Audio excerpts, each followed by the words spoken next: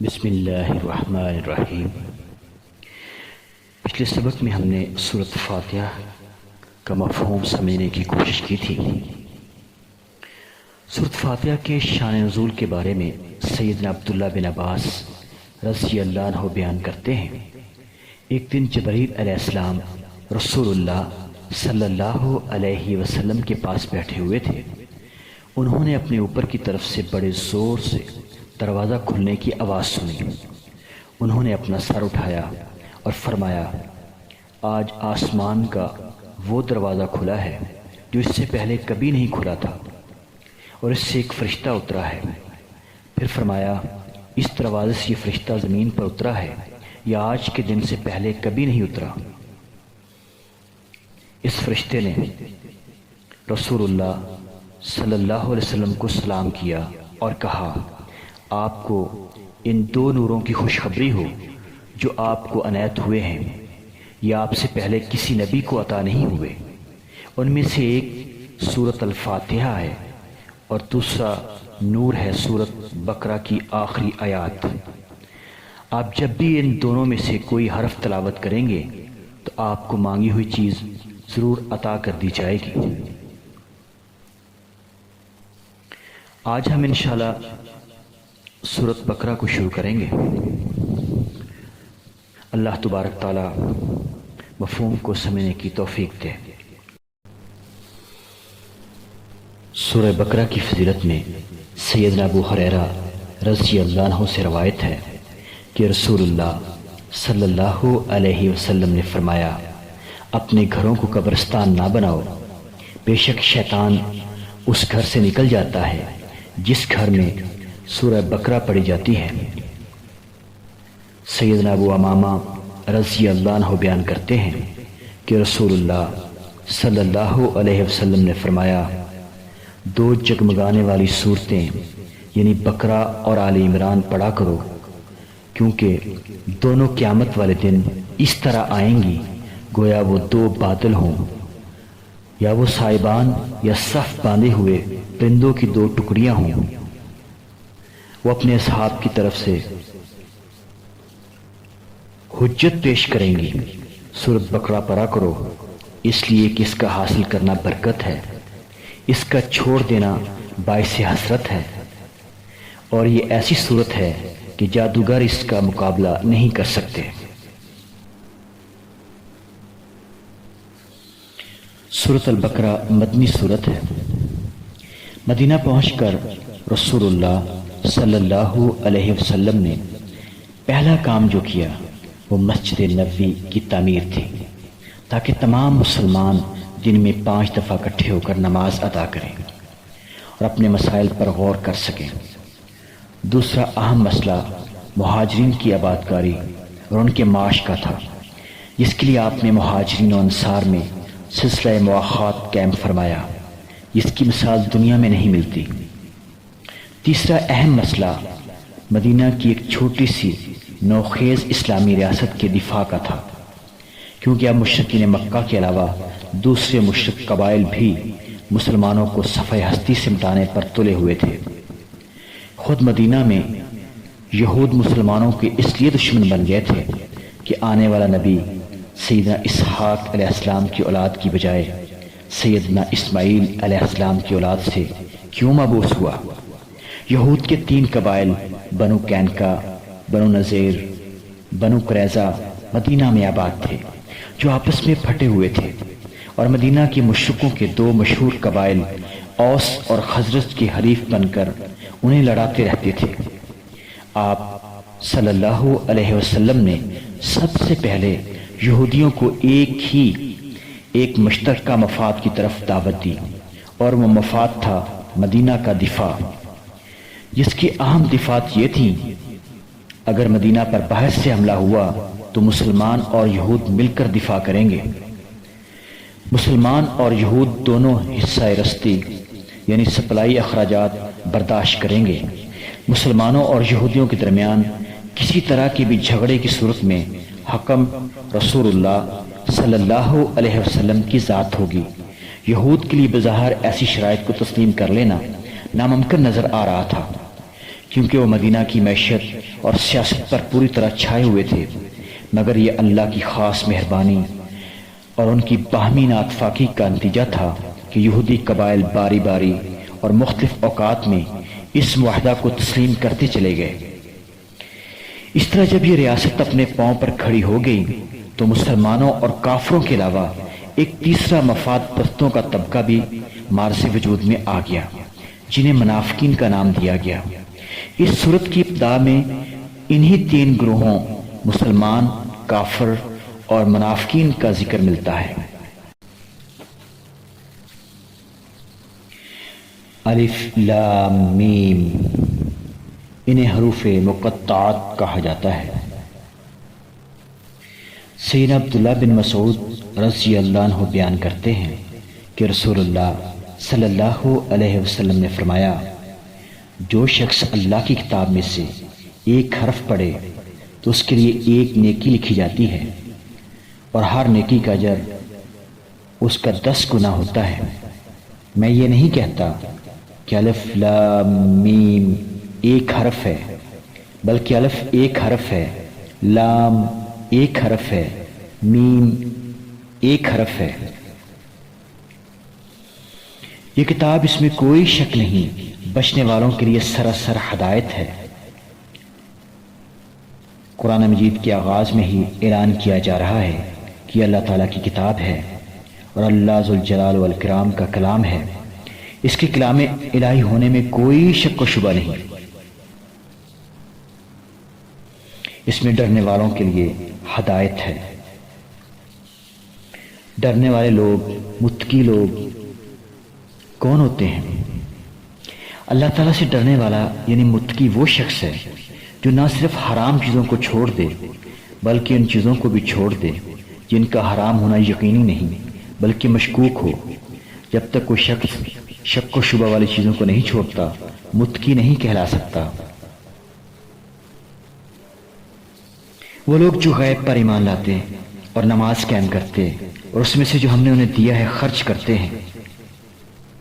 ایمان بالغیب سے مراد یہ ہے کہ انسان ایسی چیزوں پر ایمان لائے جو پوشیدہ ہیں، نظروں سے اوجھل ہیں، جیسے جنت، دوزخ وغیرہ۔ حدیث جبرائیل میں ایمان کی تعریف یہ کی گئی ہے کہ آدمی اللہ تعالیٰ پر، اس کے فرشتوں پر، اس کے رسولوں پر، اس کی کتابوں پر، یوم آخرت پر اور اچھی یا بری تقدیر پر ایمان لائے۔ یہ سب چیزیں غیب میں شامل ہیں اور ان تمام چیزوں پر بغیر دیکھے ایمان لانا ضروری ہے۔ متقین یعنی اللہ سے ڈرنے والوں کی دوسری نشانی نماز قائم کرنا۔ نماز قائم کرنے سے مراد رسول اللہ صلی اللہ علیہ وسلم کی طرح نماز ادا کرنا ہے۔ یعنی متقی لوگ جب نماز ادا کرتے ہیں تو اس کے تمام ارکان و شرائط کا پورا خیال رکھتے ہیں، اسے خشوع و خضوع اور حضور قلب کے ساتھ ادا کرتے ہیں۔ یہ دراصل اللہ سے محبت اور اس پر سچے ایمان کا امتحان ہے۔ اللہ تعالیٰ آزمانا چاہتا ہے کہ کون بن دیکھے اسے مانتا ہے اور کون نہیں۔ خشوع و خضوع کے ساتھ نماز پر دوام بھی نہایت لازم ہے۔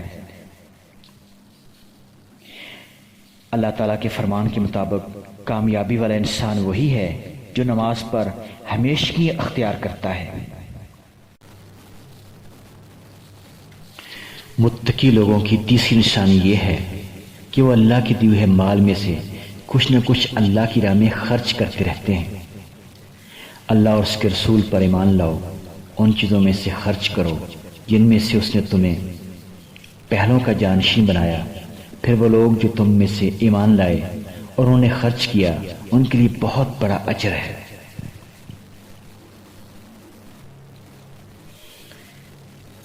ایک دوسرے سے بڑھ کر دوڑو اپنے رب کی جانب سے، بخشش کی طرف اور جنت کی طرف، جس کی چوڑائی آسمانوں اور زمین کے برابر ہے۔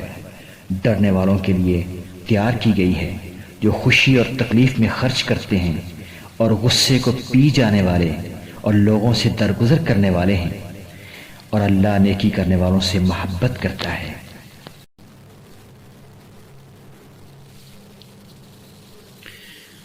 اور وہ جو اس پر ایمان لاتے ہیں جو تیری طرف اتارا گیا اور جو تجھ سے پہلے اتارا گیا اور آخرت پر وہی یقین رکھتے ہیں۔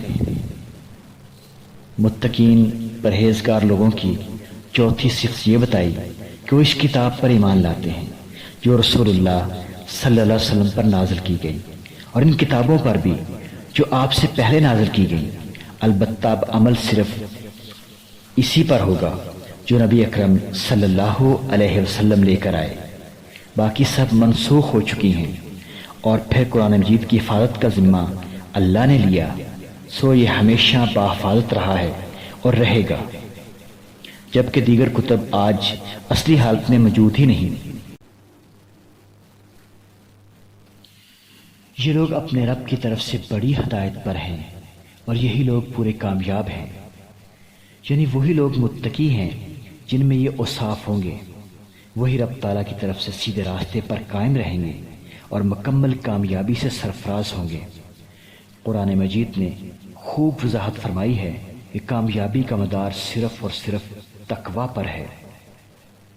واتقوا اللہ لعلکم تفلحون، اور اللہ سے ڈرو تاکہ تم کامیاب ہو جاؤ۔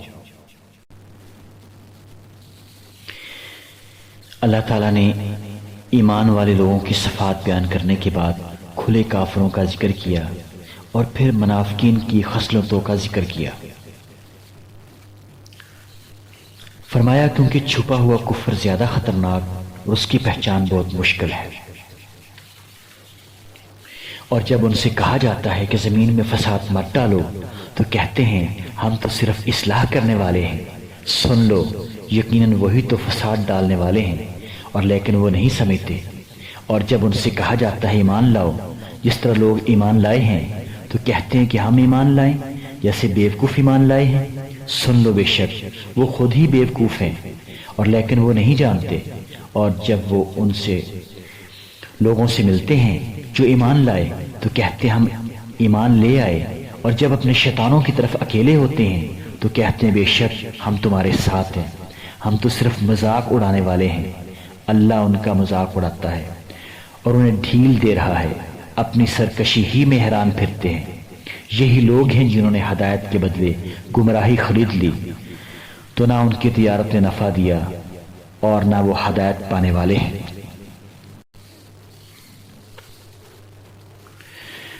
پھر جنت میں جب شیطان نے آدم علیہ السلام کو بہکایا تو اللہ نے زمین پر اتار دیا۔ پھر آدم نے اپنے رب سے چند کلمات بھی سیکھ لیے۔ آدم علیہ السلام نے توبہ کی جس کو قبول کر لیا گیا۔